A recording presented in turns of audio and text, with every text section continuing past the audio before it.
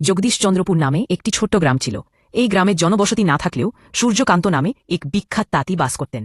সূর্যকান্ত ছিলেন একাধারে একজন দক্ষ শিল্পী এবং একাদশী মেয়ে মিনার বাবা।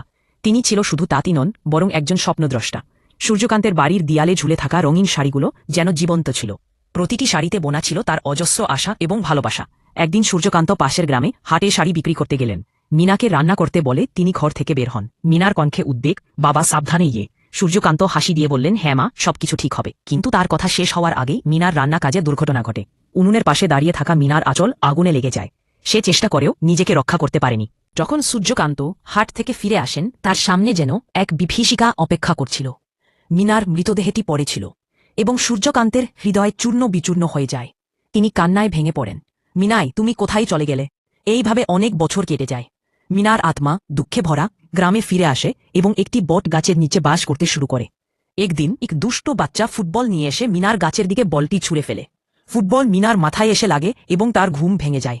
দেখতে পায় সে একটি দুষ্ট ছেলে গাছের ওপর ফুটবল খেলছে। মিনার রাগে গা জ্বলে ওঠে। সে ছেলেটির শরীরে ঢুকে পড়ে, যেন তাকে শিক্ষা দিতে চায়।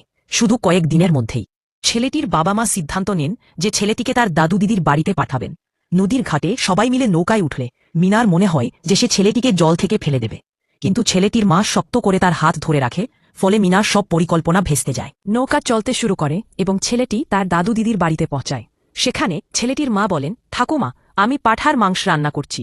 মিনার নাকের কাছে মাংসের সুগন্ধ পেয়ে যায়। তার চোখ জ্বলে ওঠে। স্মৃতিতে ভাসে সেই দিনের রান্নার গন্ধ। সেই ছেলেটির মাধ্যমে খাবার খেতে শুরু করে। একটি দীর্ঘ সময় পরে মিনা উপলব্ধি করে যে তাকে আর কোনো ক্ষতি করতে হবে না। সে ছেলেটির শরীর থেকে বেরিয়ে যায় আর নতুন জীবনের সন্ধানে অন্য জায়গায় চলে যায়। এইভাবে মিনার দুঃখ ও ভালোবাসার গল্পটি জীবনের একটি নতুন অধ্যায় প্রবাহিত হয়।